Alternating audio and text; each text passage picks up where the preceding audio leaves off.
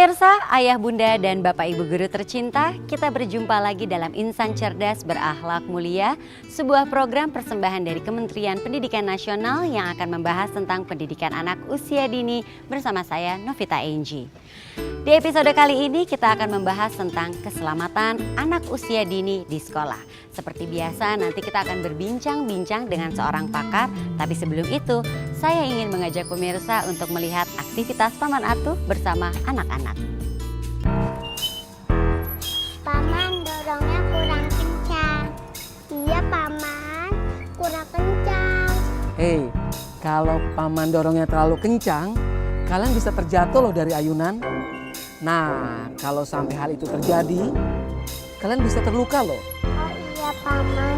Nanti kalau kita jatuh, kita tidak bisa sekolah deh, Paman. Betul sekali. Nah, makanya hati-hati ya kalau bermain di sekolah. Iya, Paman.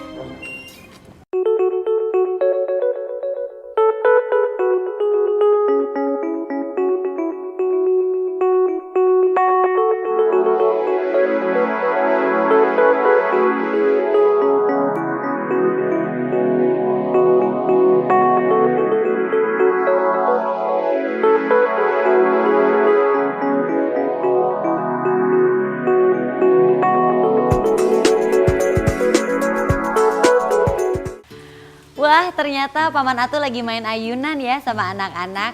Memang benar apa yang disampaikan oleh Paman Atuh, di saat kita lagi bermain di sekolah harus hati-hati. Tapi anak-anak suka tidak memperhatikan keselamatan diri di saat lagi asik bermain bersama teman-temannya. Nah, hari ini kita akan ngobrol-ngobrol seperti biasa dengan seorang narasumber yang akan membahas seputar tadi keselamatan di saat lagi bermain di sekolah. Sudah hadir bersama kami Bapak Ali Nugraha. Apa kabar Bapak Ali? Alhamdulillah sehat. Bapak Ali ini kesibukannya apa ya Pak selain menjadi dosen ya Pak? Saya itu sekarang sebagai konsultan di Direktorat Pendidikan Anak Usia Dini, terutama dalam bidang program pengembangan pendidikan anak usia dini. Waduh, nah berkaitan dengan pendidikan anak usia dini, hari ini kita akan membahas seputar keselamatan di saat lagi bermain di lingkungan sekolah. Nah, apa sih yang dimaksud dengan keselamatan di saat sedang bermain di lingkungan sekolah untuk anak usia dini nih Pak Ali? Keselamatan itu sebetulnya adalah berkaitan dengan bagaimana anak-anak terlindungi baik secara fisik maupun non fisik ketika dia beraktivitas di satuan PAUD atau beraktivitas di lembaga pendidikan anak usia dini. Nah, ini ngomongin soal keselamatan, di lokasi mana aja sih yang harus kita perhatikan?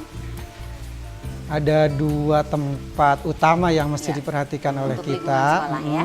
Yang pertama itu adalah di dalam kelas. Di dalam ruangan? Di dalam mungkin ya, Pak? ruangan ya, kita sebut biasanya keselamatan indoor.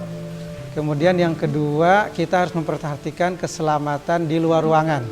Kita sebut outdoor atau di luar lingkungan kelas. Ya. Secara umum di luar lingkungan sekolah. Oke. Seperti itu ya. Nah, kalau kita berbicara tentang ruangan atau di dalam ruangan, ini seperti apa aja sih lingkungan yang bisa dibilang kondusif untuk keselamatan anak-anak dan aspek apa saja yang harus diperhatikan Pak Ali? Cukup sederhana sebetulnya. Yang pertama adalah bahwa lingkungan belajar itu memberi dampak, lingkungan untuk anak-anak bermain di dalam kelas itu memberi dampak pada anak-anak saat belajar itu mereka merasa aman, merasa nyaman. Ya. Nah, tentu ini banyak hal yang harus diperhatikan. Yang pertama adalah terkait dengan penataan lingkungannya. Jadi harus tepat penyimpanan perabot-perabot yang ada di dalam kelas. Bisa diperhatikan. Penyimpanan meja, penyimpanan rak-rak, kemudian penyimpanan alat-alat main yang lain, itu yang pertama. Kemudian yang kedua itu adalah bagaimana kita menggunakan alat-alat tersebut. Ya. Nah, penggunaan alat-alat tentu ini harus disesuaikan dengan fungsi dan standar alat yang disediakan di dalam ruangan itu. Oke. Nah, bagaimana menjaga keselamatan anak-anak di saat mereka sedang bermain di dalam ruangan ini, Pak? Yang jelas nomor satu itu adalah pemantauan. Keselamatan dan juga keamanan ya, Ya, Pak jelas ya. Nomor satu itu pemantauan. Jadi para pendidik atau guru ini harus memantau anak sebaik-baiknya. Tentu yang dipantaunya itu dua hal. Yang pertama adalah memantau ketika anak melakukan aktivitas. Kemudian yang kedua adalah memantau pada saat alat-alat di dalam ruangan itu digunakan oleh anak. Nah, kadang-kadang kan anak itu menggunakan alat-alat di dalam ruangan, dia tidak sesuai dengan yang seharusnya. Iya. Kadangkala meja saja ditaiki sama anak-anak itu. Dinaikin, benar-benar. Ya. Padahal sebenarnya meja kan untuk menulis, Betul, untuk betul, meletakkan ya, barang-barang, betul, tapi ini ya. anak-anak suka naik Iya, ya. iya. Nah, itu tentu akan berubah fungsi dan pada akhirnya kalau ya anak-anak itu belum memiliki keseimbangan itu bisa mengakibatkan kecelakaan. Benar, jatuh dari meja. Dia jatuh dari meja kah, atau setelah jatuh dia tertiban meja kah, dan atau seterusnya. terbentur ujung meja Betul, mungkin betul, juga betul, ya Pak ya. Nah, makanya itu nanti semua peralatan yang digunakan di ruangan itu harus jelas ukuran keselamatannya. Misalkan saja tidak boleh ada meja yang runcing. Iya, iya, Nah, iya, itu iya, misalkan iya, itu iya. nggak boleh ya. Dan itu sering sekali terbentur. Iya, iya, Pak. betul, Lalu betul itu ya. luka. Betul, iya, Lalu Pak? Iya. Kemudian yang kedua, nah ini cat-cat seperti ini sebaiknya ini kalau untuk anak-anak itu jangan yang mudah terkelupas. Karena anak-anak itu kan dia, katakanlah ya, dia itu kurang peka terhadap kesadaran penggunaan organ dianya. Iya. Jadi setelah pegang cat berkelupas kadang-kadang dia Masukin jilat, tangan dia ke dalam gigit. mulut, Nah, iya. akhirnya itu kan beracun. Iya. Nah, itu akan mengakibatkan kesehatan anak terganggu. Nah, makanya ada baiknya cat yang digunakan untuk alat-alat bermain anak itu adalah cat yang berkualitas baik lah. Ya. Pak Ali, seru sekali di pembicaraan kita. Tapi sebelum kita lanjutkan untuk membicarakan seputar keselamatan di luar sekolah, mungkin yang harus saya tanyakan adalah mengenai kelayakan gedung atau sarana dan prasarana sekolah ini termasuk dalam aspek keselamatan di dalam lingkungan sekolah kah Pak? Betul, iya. Dan ini adalah sifatnya mutlak. Wow, syarat mutlak jadi Syarat bisa dibilang mutlak, Pak ya, iya. Cuma memang kita kelihatannya ini di banyak PAUD pembangunan gedung berkaitan dengan keselamatan anak ini belum diperhatikan begitu kuat lah. Sehingga apa? Kita sebetulnya agak sulit ini mendeteksi apakah semua gedung-gedung, semua sarana yang digunakan di PAUD-PAUD yang ada di Indonesia itu sudah memenuhi standar kelayakan keselamatan atau tidak. Nah, makanya saya himbau ini kepada para perancang gedung PAUD terutama, itu ada baiknya coba mulai sekarang difikirkan bagaimana setiap ruang kelas PAUD, ruang kegiatan PAUD itu ada pintunya itu 2 lah. Ya. Jadi dia ketika ada kejadian-kejadian yang membahayakan seperti bencana itu bisa terbagi untuk evakuasi, untuk keluar, dan untuk menyelamatkan diri. Oke, Pak Ali, ini obrolannya kita tahan dulu, Ya. nanti kita lanjutkan lagi dan kita dari dalam kita akan keluar nih ya Pak ya. Ya. Baik, pemirsa akan kita lanjutkan lagi obrolannya setelah pesan-pesan berikut ini. Jadi tetaplah bersama kami di Insan Cerdas Berakhlak Mulia.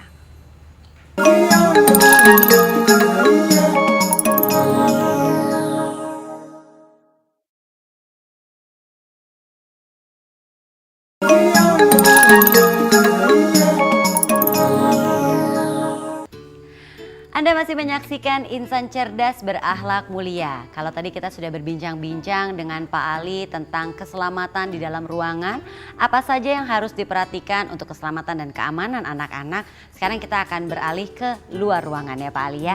Nah Pak, kalau ngomongin soal keselamatan luar ruangan, nah ini apa saja yang harus diperhatikan dalam artian seperti apa sih keselamatan di luar ruangan yang kondusif bagi anak-anak, apalagi untuk anak-anak usia dini, Pak? Iya, baik.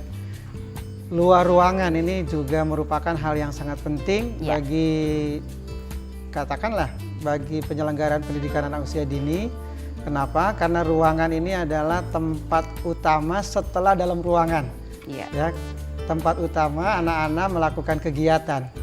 Nah, ada beberapa hal yang harus diperhatikan. Yang pertama tentu adalah bagaimana kita menempatkan alat-alat main di luar ruangan secara tepat. Ya. Dan ini menjadi hal utama yang harus diperhatikan. Katakanlah di mana kita menempatkan ayunan itu juga menjadi penting. Ya. Di mana kita menempatkan papan titian itu juga menjadi penting. Kemudian yang kedua, hal-hal apa aja yang mengikuti, yang menyertai penempatan itu. Katakanlah penempatan perosotan atau ayunan. Itu sebaiknya di tempat yang tidak membahayakan. Ya. Nah, itu bisa kita rancang tempatnya itu adalah misalkan di tempat perosotan itu bawahnya itu disediakan pasir. Ya. Nah, pasir ini amat berguna untuk menjamin anak-anak ketika dia turun dari perosotan itu terhindar dari katakanlah ya luka. Ya, Kemudian di ubin gitu atau di aspal tuh kan pasti betul, luka betul, ya, ya. Pak ya. Lalu Pak? Kemudian ayunan, katakanlah ayunan itu ya. Itu juga harus diperhatikan sudut-sudut ayunan itu. Ya. Jadi jangan sampai ada ayunan yang punya sudut-sudut yang tajam. Dan baiknya ini setiap kali akan menggunakan outdoor atau alat-alat mainan di luar, ini sebelumnya itu diperiksa dulu oleh guru, diperiksa dulu oleh pendidik, katakanlah di pagi hari. Ya. Jadi sebelum anak-anak datang, semua alat main yang ada di luar ruangan itu harus sudah terjamin bahwa itu sudah melalui pemeriksaan oleh guru yang akan melakukan aktivitas di hari itu. Baik, emang ternyata penting sekali kalau kita itu memperhatikan keselamatan di dalam lingkungan kelas maupun di luar lingkungan kelas ya Pak ya. Baik, sekarang ini saya ingin mengajak Anda pemirsa untuk menyaksikan sebuah tayangan mengenai keselamatan di lingkungan sekolah. Keselamatan anak di sekolah tentunya tak lepas dari peran guru. Tentu hal ini juga perlu ditunjang dengan program pengembangan dan peningkatan keselamatan anak di sekolah seperti penyusunan prosedur standar operasional atau SOP sekolah yang aman, peningkatan pengetahuan anak, sosialisasi, dan penyediaan media yang dapat menunjang keselamatan anak di sekolah. Salah satunya adalah peringatan dini terhadap bencana. Apa saja yang harus diperhatikan dalam program pendidikan dan kesiapsiagaan terhadap bencana di sekolah ini? Yang pertama adalah buat rencana darurat bencana yang mudah diingat serta dilaksanakan. Apa bentuk peringatan yang akan dikeluarkan sekolah saat terjadi bencana? Bunyi peluit panjang atau sirine biasanya digunakan untuk memberitahukan bahaya bencana akan segera datang. Kemudian tentukanlah jalan keluar atau melarikan diri ke tempat yang lebih aman. Buat rute atau denah perjalanan yang paling mudah. Sehingga saat terjadi bencana, menyelamatkan diri akan lebih terkoordinasi dan efisien secara waktu. Yang terakhir adalah tentukan rendezvous point atau area berkumpul. Pastikan area berkumpul ini adalah tempat yang memiliki kemungkinan paling kecil terkena efek bencana seperti lapangan terbuka. Yang perlu diingat adalah melakukan simulasi dan sosialisasi langkah penyelamatan dari bencana sesering mungkin di sekolah. Dengan begitu, bisa mencegah terjadinya korban jiwa dan meningkatkan keselamatan anak juga pendidik saat terjadi bencana. Ya, itu dia tadi ya pemirsa, apa saja yang harus kita perhatikan keselamatan anak-anak di lingkungan sekolah ya Pak ya. Nah sekarang kita lanjutkan lagi nih Pak obrolannya. Ini apa saja ya sekarang yang harus kita perhatikan, lebih tepatnya diperhatikan oleh pendidik di saat anak-anak ini sedang bermain atau beraktivitas di dalam lingkungan sekolah Pak? Yang pertama yang jelas adalah bagaimana alat-alat, semua sarana prasarana itu berfungsi dengan baik. Itu yang pertama. Yang kedua adalah bagaimana guru dan seluruh staf sekolah itu bisa memantau aktivitas anak pada saat menggunakan semua peralatan itu. Itu kunci. Yang lain-lainnya sebetulnya adalah penyerta saja. Ya. Sebenarnya bahaya apa saja sih yang mungkin mengancam anak-anak kita di lingkungan sekolah jika kita mungkin lalai memperhatikan syarat-syarat tadi nih dalam hal keselamatan dan keamanan anak-anak di lingkungan sekolah Pak? Ya, yang terbesar itu adalah luka fisik. Luka fisik itu biasanya terbesar. Akibat dari sarana yang mungkin runcing atau tajam, itu luka fisik itu. Ya. Kemudian yang kedua itu adalah luka yang sifatnya mungkin anak-anak itu teracuni oleh sarana prasarana yang dianggap tidak aman. Oke. Itu ya misalkan loh ya. Akibat cat, ya. Kemudian akibat benda-benda yang menempel dari katakanlah unsur-unsur yang membahayakan terhadap atau di sarana prasarana yang digunakan. Ya. Jadi itu yang paling mendasar, luka-luka atau keselamatan yang diakibatkan oleh sarana prasarana. Oke, baik.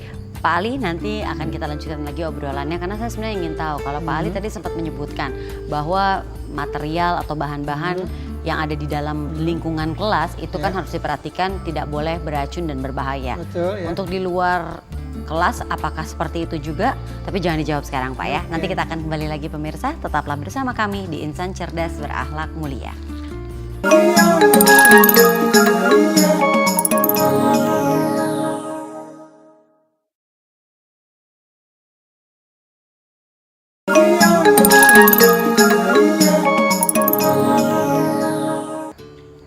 Anda masih menyaksikan Insan Cerdas Berakhlak Mulia. Pak Ali lanjut ya, tadi mungkin sedikit aja Pak. Tadi saya ingin tahu Bapak juga menjelaskan bahwa di dalam lingkungan kelas harus diperhatikan materialnya harus aman dari pemilihan cat dan sebagainya. Itu juga berlaku untuk permainan di luar kelas ya Pak ya? Nah seandainya Pak terjadi keadaan darurat ya Pak ya. Atau mungkin keadaan yang mengancam keselamatan anak-anak baik di dalam maupun di luar kelas Pak. Persiapan dasar apa sih yang harus kita tahu untuk menghadapi keadaan darurat yang mungkin bisa kita lakukan, Pak? Ya, sebetulnya setiap lembaga ini baiknya punya standar untuk menjamin keselamatan. Secara keren mungkin loh ya, sering kita sebut sebagai SOP gitu ya. Nah SOP ini baiknya itu dibuat oleh setiap sekolah. Itu paling tidak mengatur dua hal. Yang pertama adalah mengatur tentang tindakan-tindakan yang sifatnya preventif. Iya. Artinya tindakan-tindakan yang berkaitan dengan pencegahan. Kemudian yang kedua berkaitan dengan tindakan-tindakan yang sifatnya kuratif. Dan ini tindakan preventif dan kuratif ini harus betul-betul diatur secara tertulis. Dan itu nanti harus disosialisasikan sebaik-baiknya ke seluruh komponen sekolah atau komponen PAUD, terutama kepada anak-anak. Karena dialah sebetulnya yang harus kita lindungi keselamatannya. Apakah harus terus disosialisasikan? Karena mengingatkan takutnya anak-anak lupa Pak. Ya, terus ini harus berulang. Nah ini harus berulang. Nah ini sifat anak nih. Iya Pak. Sifat anak itu kan mereka ingatannya masih terbatas, ingatannya masih pendek. Ini memang harus berulang. Jadi seminggu sekali, sebulan sekali, bahkan setiap kali melakukan kegiatan, anak-anak harus diinformasikan benda apa, media apa, alat apa di dalam ruangan maupun di luar ruangan itu yang bisa mencelakakan mereka itu. Ya itu seperti itu. Baik Pak, sekarang ini bukan hanya saya Pak yang akan bertanya seputar keselamatan di lingkungan sekolah untuk anak usia dini, tapi juga sudah ada pemirsa yang sudah siap dengan pertanyaannya untuk Pak Ali. Silakan.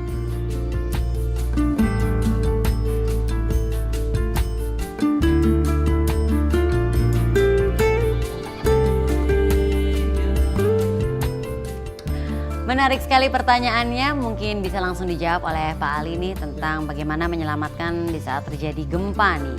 Ya, Ibu bagus ini pertanyaannya ya. Nomor 1 Ibu harus tetap tenang. Jangan panik. Jangan panik.